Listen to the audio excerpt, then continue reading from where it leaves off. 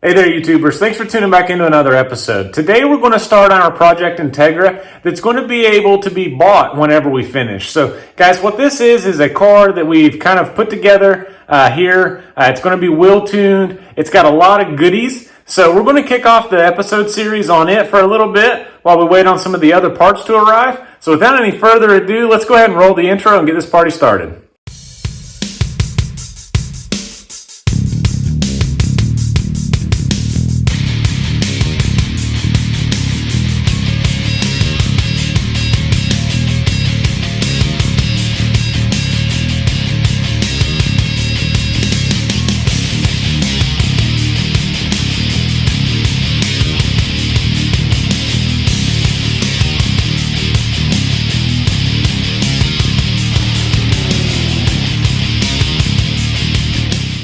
So ladies and gentlemen, boys and girls, thanks for tuning back into another episode. Today we're going to talk about this 95 Acura Integra, and it's really a slick one. So kind of how this car came about, it's been in the fold for a little bit. We had some other goodies, and we just decided to go ahead and made them all together, you know, kind of like a big hodgepodge, a little chili pot, and hopefully come out with like a pretty decent, high horsepower car that you guys can own. So we've done this in the past. You know, we did Whitey, the EK Coupe, which was just a non-VTEC LS. We did the B20 VTEC EM1 SI. I've done some other performance oriented cars. And this one, guys, this is going to make the most horsepower out of any of them yet. So with that being said, kind of what I had in mind for the episode today is to walk through the car, show you guys kind of what it consists of. And then that way, whenever we do, kind of like a part 2, part 3 here in the next coming days, it'll all kind of make sense.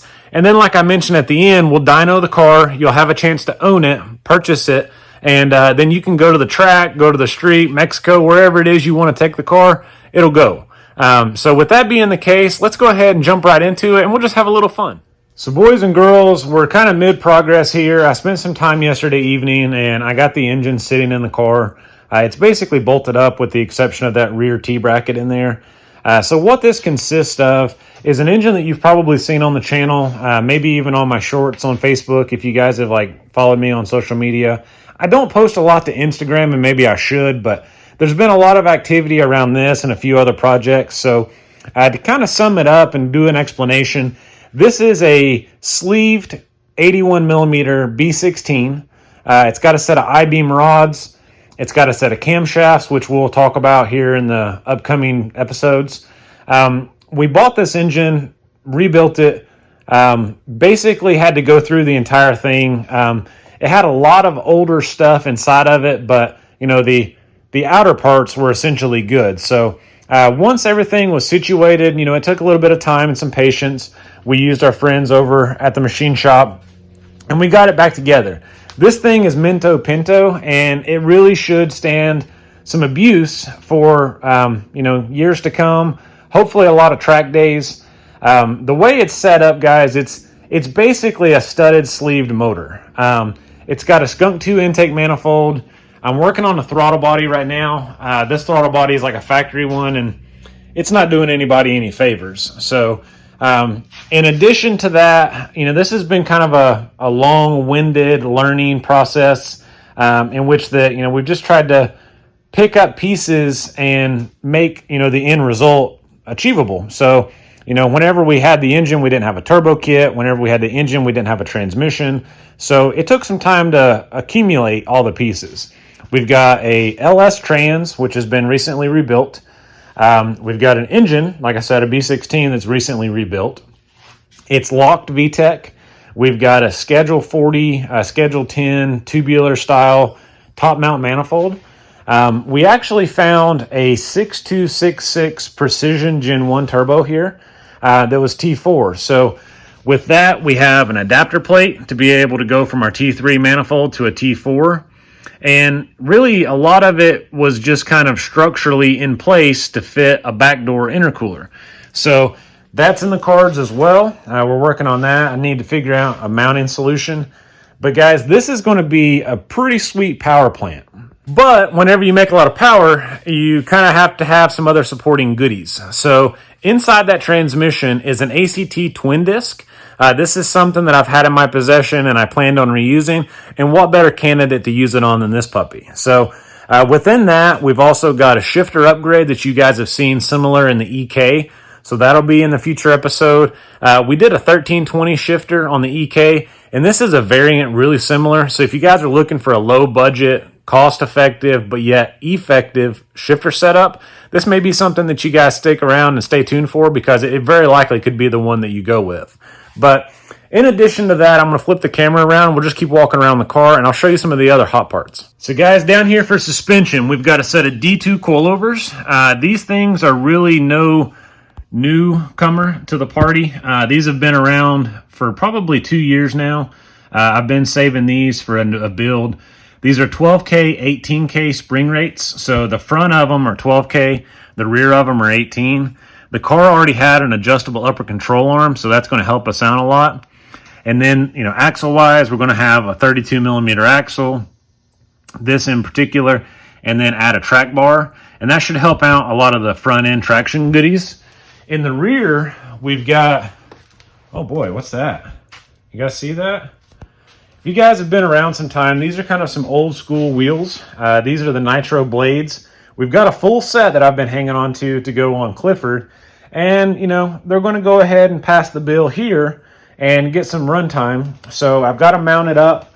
And in the rear of the car, we had a little bit of a peculiar. So I'll play you guys a little clip here, and I'll show you how these shiny lower control arms came to be.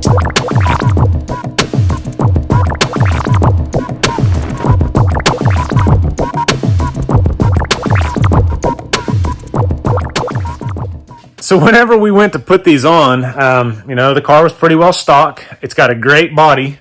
It's got a great paint job. But some of the underside of the stuff, like the bushings, were original. I mean, it is what it is. So ran into a little bit of a hiccup, and still have legs. And we have new control arms. So all that's behind us, and we'll say a little prayer. But for the most part, whenever you encounter like an obstacle like that, you just got to keep on cooking. You can't let it get behind you, and you dang sure don't want to let it cut off your leg or any other extremity. But within that being the case, the car is basically here now to where it can roll. We need to do some of this hodgepodge fabrication to try to like put all the pieces together. The intercooler is really next on the chopping block. So I'm going to play you guys a little bit of a brief short that I did on Facebook. This is kind of yesterday evening whenever I was putting everything into the car. You can kind of see where my thoughts were and kind of what was going on with the intercooler mounting.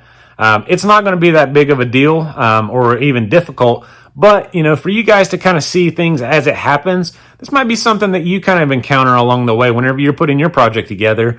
Or let's say you buy my project and you kind of just want to know what it consists of. So with that being the case, let's go ahead and play this and we'll jump right back to you.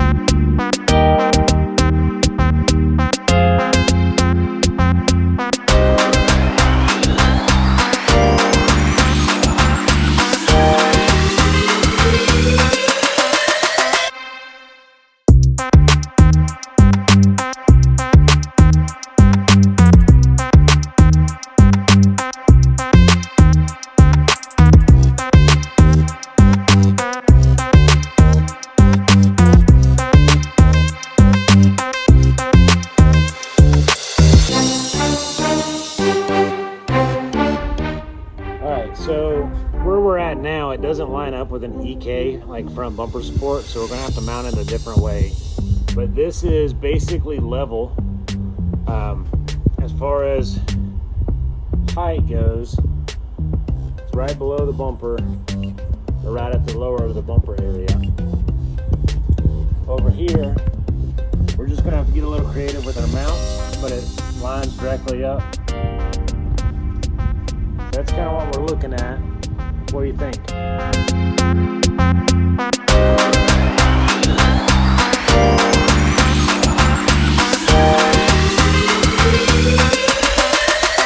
Radiator.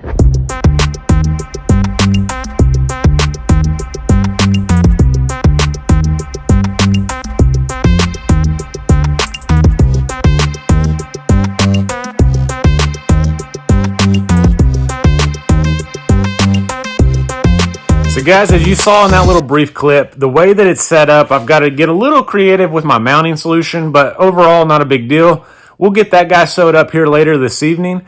But for the time being, I've got to put some gaskets on this VTEC solenoid, or our block-off solenoid, you could say.